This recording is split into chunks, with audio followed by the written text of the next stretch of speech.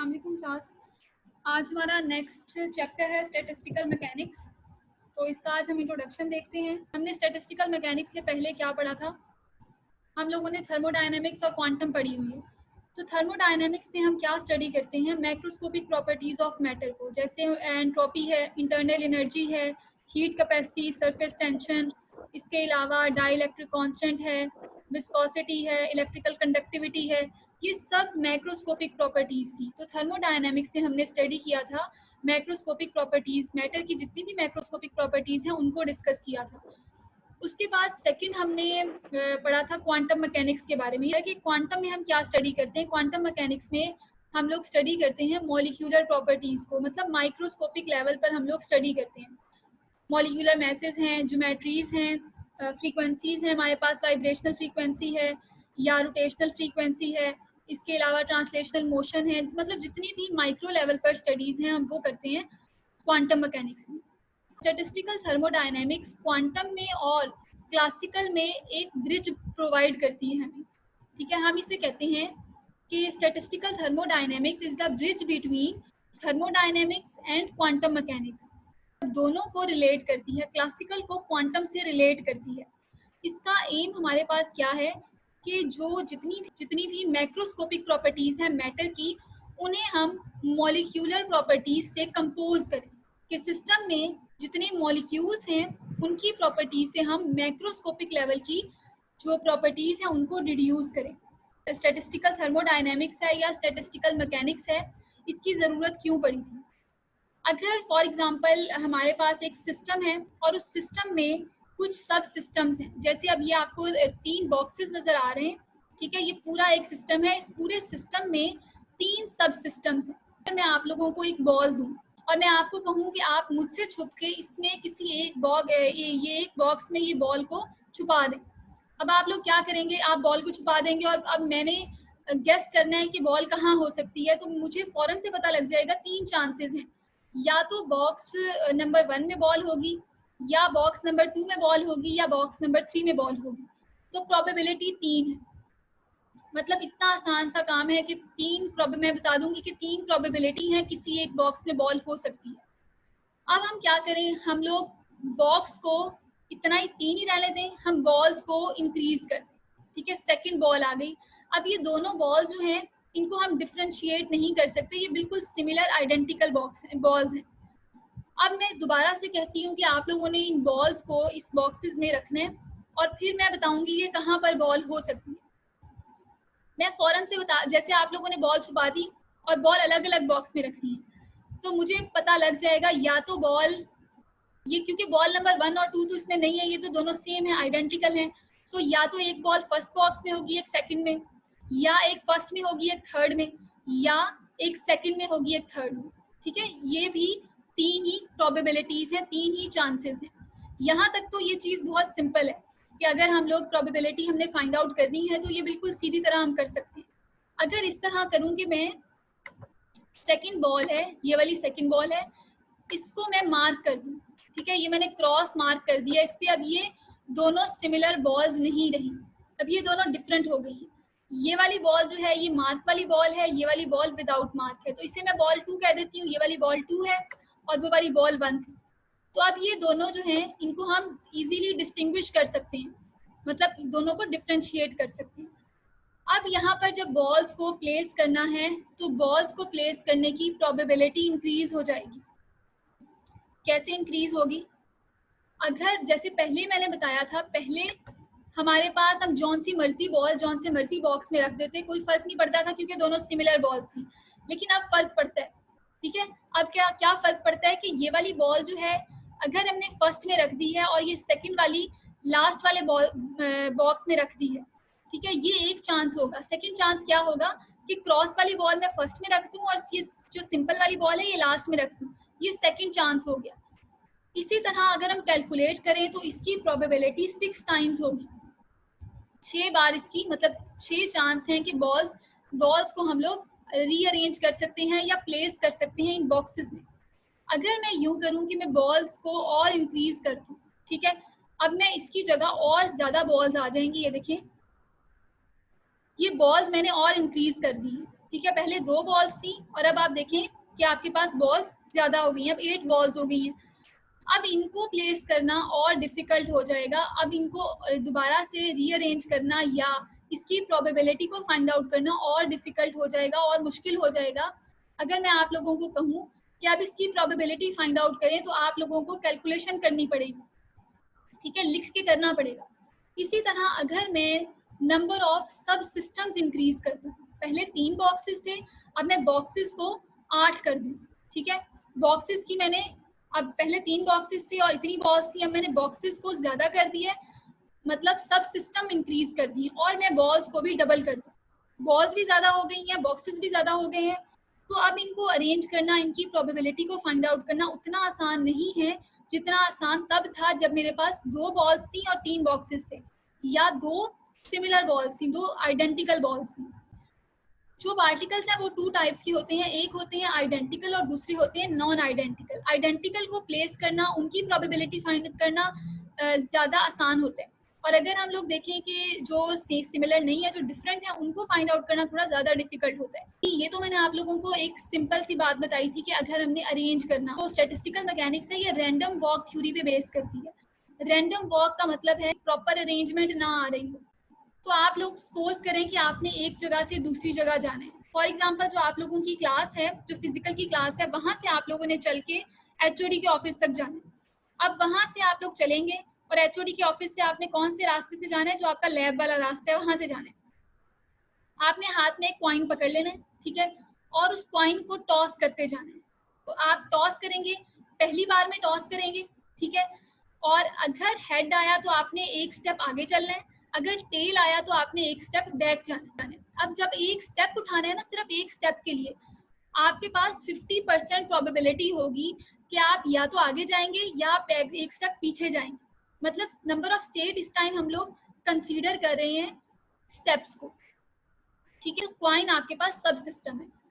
अब सब सिस्टम सिर्फ एक है, नंबर ऑफ स्टेट्स आपके पास, अब आपको पता नहीं कितनी नंबर ऑफ स्टेट्स कवर करके जाना पड़ेगा एचओडी के ऑफिस तक, क्योंकि हो सकता है कि बार बार टेल ही आता रहे और आपको स्टेप बैक ही जाना पड़े, और आपको अपने जो आपका क्लासरूम है उससे भी स्टेप बैक जाना पड़ जाए। ये भी प्रोबेबिलिटी है, ठीक है, और ये भी प्रोबेबिलिटी है कि आपको मतलब कितने स्टेप्स लेके आपको एचओडी के ऑफिस तक जाना पड़ेगा, इस अगर आप इसको टॉस करते हुए जाएं, ठीक है। नंबर ऑफ स्टेट्स आपकी बहुत ज्यादा हो जाएंगी, फिर हो सकता है थाउजेंड्स हो जाएं और हो सकता है हंड्रेड्स में हो, ठीक है, डिपेंड करता है कि आपके पास जो कॉइन है उसका हेड कितनी बार आ रहा है, टेल कितनी बार आ रही है।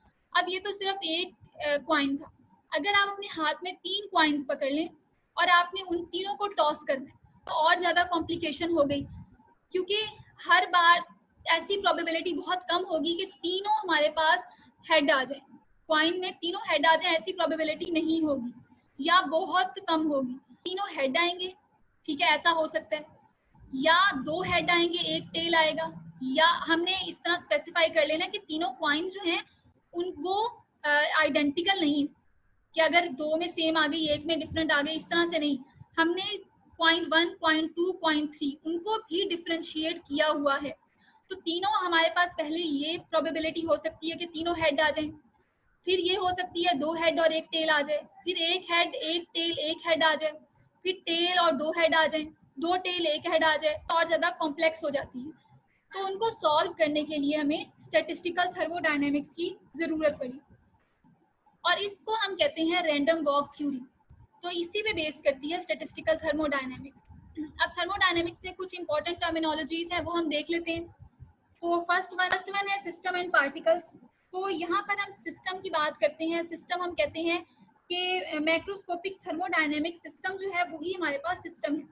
तो जो सिस्टम है उसमें बहुत सारे पार्टिकल्स होते हैं। ऐसा नहीं होता कि जो हमारे पास मैक्रो सिस्टम है उसमें पार्टिकल्स ना हो। तो मैक्रो सिस्टम में सब एटॉमिक पार्टिकल्स होते हैं। हम स्टैटिस्टिकल थर्मोडायनेमिक्स में उन सब एटॉमिक पार्टिकल्स को भी सिस्टम कंसीडर करते हैं। तो सिस्टम हमारे पास सिर्फ मैक्रोस्कोपिक वर्ड नहीं होता, माइक्रोस्कोपिक वर्ड भी होता है, क्योंकि मैक्रोस्कोपिक वर्ड माइक्रोस्कोपिक वर्ड से ही मिलके बने। क्वांटम सिस्टम जितना भी है उसको अगर हम कंबाइन करें तो वो एक मैक्रोस्कोपिक वर्ड बन जाता है। तो इसी तरह से अगर हम सिस्टम में देखें तो जितने पार्टिकल्स हैं वो हर पार्टिकल एक सेपरेट सिस्टम के तौर पे वर्क करता है, एक सेपरेट सिस्टम के तौर पे एक्ट करता है। इसमें पार्टिकल्स का मतलब सिर्फ एटम्स या मॉलिक्यूल्स नहीं है, सब एटॉमिक पार्टिकल्स भी हैं, जैसे इलेक्ट्रॉन, प्रोटॉन, न्यूट्रॉन, ये वाले पार्टिकल्स भी हम एज अ सिस्टम ही इनको कंसीडर करते हैं। उसके बाद सेकंड वन है फेज स्पेस। तो फेज स्पेस हमारे पास क्या होती है, अगर हम ये कंसीडर करें कि एक गैस का सिलेंडर है, ठीक है, उसमें बहुत सारे गैस के मॉलिक्यूल्स हैं। तो अगर हम एक मॉलिक्यूल की बात करें कि हमने कोई भी एक मॉलिक्यूल है, हमने उसकी प्रॉपर्टीज को बता दिया, ठीक है, किसी एक मॉलिक्यूल की प्रॉपर्टी, एक गैस के एक मॉलिक्यूल की प्रॉपर्टी को हमने फाइंड आउट कर लिया। उसके बाद सेकंड, थर्ड, हमने जितने भी गैस मॉलिक्यूल्स थे उन सब की प्रॉपर्टीज को या स्टेट्स को फाइंड आउट कर लिया, तो हम ओवरऑल बता सकते हैं कि जो सिस्टम है उसकी प्रॉपर्टीज या उसकी स्टेट क्या है। मतलब हम एक पार्टिकल से बता सकते हैं, और एक पार्टिकल को हम किस तरह से, मतलब एक पार्टिकल जो है एक मॉलिक्यूल, उसकी हम स्टेट किस तरह से फाइंड आउट कर सकते हैं, हम पोजीशन और वेलोसिटी को डिफाइन करके, उसकी पोजीशन को और उसकी वेलोसिटी को डिफाइन करके हम लोग बता सकते हैं कि इसकी स्टेट क्या होगी। और किसी कोई भी मॉलिक्यूल जो है, या हम कहते हैं कि जो सब एटॉमिक पार्टिकल है, उसमें टोटल डिग्रीज ऑफ फ्रीडम कितनी होती हैं, वो फ्रीली किस तरह से मूव कर सकता है। तो टोटल डिग्री ऑफ फ्रीडम होती है 3 मल्टीप्लाई बाय जितने नंबर ऑफ एटम्स हमारे पास किसी भी मॉलिक्यूल में होते हैं, ठीक है, कितने नंबर ऑफ एटम्स हैं। तो 3 multiply by number of atom minimum कितने हो सकते हैं किसी भी पार्टिकल में या मॉलिक्यूल में, नंबर ऑफ एटम्स कितने हो सकते हैं, 1। तो 3 मल्टीप्लाई बाय 1, अगर हम कहें कि हमारे पास जो मिनिमम डिग्री ऑफ फ्रीडम होती है वो होती है 3, ठीक है। और अगर हम कहें कि मिनिमम एक्सिस कितने हो सकते हैं, तो 6 कोऑर्डिनेट हो सकते हैं। 6 कोऑर्डिनेट किस तरह से हो सकते हैं कि 3 पोजीशन कोऑर्डिनेट और 3 हमारे पास वेलोसिटी कोऑर्डिनेट्स होते हैं, क्योंकि हम पोजीशन और वेलोसिटी के थ्रू ही किसी भी सिस्टम की स्टेट को डिफाइन कर सकते हैं, स्टेट को फाइंड आउट कर सकते हैं। तो 3 हमारे पास पोजीशन कोऑर्डिनेट होंगे और 3 ही वेलोसिटी कोऑर्डिनेट्स होंगे। तो ओवरऑल 6 हमारे पास पोजीशन और वेलोसिटी कोऑर्डिनेट्स होंगे, जिनके थ्रू हम लोग किसी भी मॉलिक्यूल को या सिस्टम के अंदर जितने मॉलिक्यूल्स हैं उनको हम डिफाइन कर सकते हैं। उसके बाद नेक्स्ट आ जाते हैं यूनिट सेल। तो यूनिट सेल हमारे पास क्या होता है, एक यूनिट जिसमें सारी प्रॉपर्टीज हों। नेक्स्ट आ जाता है ऑक्यूपेशन नंबर। तो ऑक्यूपेशन नंबर जो है वो number of systems in a particular space या स्टेट। पास जो ऑक्यूपेशन नंबर है उसका सेट हो, ठीक है, काफी सारे ऑक्यूपेशन नंबर हो तो उसे हम कहते हैं कि वो डिस्ट्रीब्यूशन है, वो हमारे पास सिस्टम की डिस्ट्रीब्यूशन हो गई। उसके बाद आ जाते हैं माइक्रो स्टेट पे। माइक्रो स्टेट का मतलब है कि क्वांटम लेवल जो होता है, जो मॉलिक्यूलर लेवल है, उसे हम कहते हैं माइक्रो स्टेट। फिर नेक्स्ट आ जाते हैं हम मैक्रो स्टेट पे। तो मैक्रो स्टेट का मतलब है थर्मोडायनेमिक प्रॉपर्टीज, मतलब मैक्रो लेवल की जो प्रॉपर्टीज है उनको हम कहते हैं कि वो मैक्रो स्टेट की बात कर रहे हैं, वो मैक्रो स्टेट है। असेंबली का मतलब क्या है कि n नंबर ऑफ पार्टिकल्स हो, तो वो अगर इकट्ठे हो तो उसे हम कहते हैं असेंबली। और अगर बहुत सारी असेंबली इसकी कलेक्शन हो उसे हम कहते हैं इंसेंबल, या हम इंसेंबल, स्टैटिस्टिकल थर्मोडायनेमिक्स का सैंपल को भी हम इंसेंबल कहते हैं, जिसमें बहुत सारे नंबर ऑफ स्टेट्स होंगी, कलेक्शन होगी असेंबली की। उसके बाद आ जाता है कैनोनिकल इंसेंबल। तो कैनोनिकल इंसेंबल जो है वो यही, इंसेंबल में हम थोड़ा सी चीज़ों को स्पेसिफाई कर देते हैं, तो हम कहते हैं ये कैनोनिकल इंसेंबल बन गया। इंसेंबल क्या होता है कि जब हमारे पास कलेक्शन ऑफ असेंबलीज हो उसे हम कहते हैं इंसेंबल। और कैनोनिकल इंसेंबल क्या होता है, जब हम लोग किसी भी इंसेंबल में टेम्परेचर, वॉल्यूम और नंबर ऑफ आइडेंटिकल सिस्टम्स को सेम कर दें, ठीक है, 3 चीज़ों को हम सेम कर दें। इसके बाद आ जाती है प्रोबेबिलिटी। प्रोबेबिलिटी मैंने अभी बताया आप लोगों को कि प्रोबेबिलिटी क्या होती है, चांस, कि कितना कोई मॉलिक्यूल, कोई भी चीज़, उसमें कितनी प्रोबेबिलिटी एग्जिस्ट करती है, उसे हम कैलकुलेट इस तरह से कर सकते हैं कि जितनी उसकी नंबर ऑफ कॉन्फ़िगरेशन है उसको हम डिवाइड कर दें total number of possible configuration से, तो वो हमारे पास आ जाती है प्रोबेबिलिटी। तो अगर फॉर एग्जांपल जैसे हमने पीछे कॉइन को टॉस कर रहे थे, तो कॉइन के टॉस में 2 चीज़ें आ रही थी, या तो हेड आ सकता था या टेल आ सकती थी, ऐसा ही था। अब इसका मतलब है कि प्रोबेबिलिटी इसमें कितनी थी, 1/2 या 50% प्रोबेबिलिटी थी। अगर हम अपना जो सिस्टम था उसको कोई और सिस्टम ले लें, कॉइन की बजाय हम कुछ और, किसी और सिस्टम को ले लें, जैसे डाइस होता है, ठीक है, डाइस जो लूडो वाला डाइस होता है वो वाला डाइस। अगर हम उस डाइस को लें तो डाइस को अगर हम लोग हवा में उछालें तो हमारे पास जो उसमें प्रोबेबिलिटी होगी वो 6 टाइम्स होगी। कॉइन में 2 टाइम्स थी और अगर हम लोग बात करें उसकी डाइस की तो उसमें 6 टाइम्स हो जाती है। इसी तरह सिस्टम को हम चेंज करते जाएं तो प्रोबेबिलिटी जो है वो डिफरेंट होती जाती है, प्रोबेबिलिटी चेंज होती जाती है, वो सेम नहीं रहती। नेक्स्ट हम लोग देखते हैं हिस्ट्री ऑफ स्टैटिस्टिकल मैकेनिक्स। तो ये जो स्टैटिस्टिकल मैकेनिक्स है ये स्टार्ट हुई थी 1860 से 1900 के बीच में और मैक्सवेल और बोल्ट्जमैन ने इस पे वर्क किया था। मैक्सवेल और बोल्ट्जमैन ने जो काइनेटिक थ्योरी ऑफ गैसेस दी थी वहां से स्टैटिस्टिकल थर्मोडायनेमिक्स का स्टार्ट। गिब्स ने और आइंस्टाइन ने इस पे वर्क स्टार्ट किया था। गिब्स ने 1902 में इसमें बहुत सारी एडवांसेस की और आइंस्टाइन ने भी 1902 से 4 तक इस पे वर्क किया और सीरीज ऑफ पेपर उसने पब्लिश किए। उस टाइम में क्वांटम मैकेनिक्स इतनी इन नहीं थी। ये माइक्रोस्कोपिक भी क्लासिकल के लॉज को ओबे करता है। क्लासिकल के लॉज को अगर हमें पता है कि वो क्लासिकल के लॉज को ओबे नहीं करता, लेकिन उस टाइम में लोगों को नहीं पता था, तो जो इनके रिजल्ट्स आए तो गलत थे। तो फिर क्या किया, जब क्वांटम मैकेनिक्स डिस्कवर हुई तो उसके बाद उसमें जितनी नेसेसरी मॉडिफिकेशंस थी अकॉर्डिंग टू स्टैटिस्टिकल मैकेनिक्स वो कर ली गई।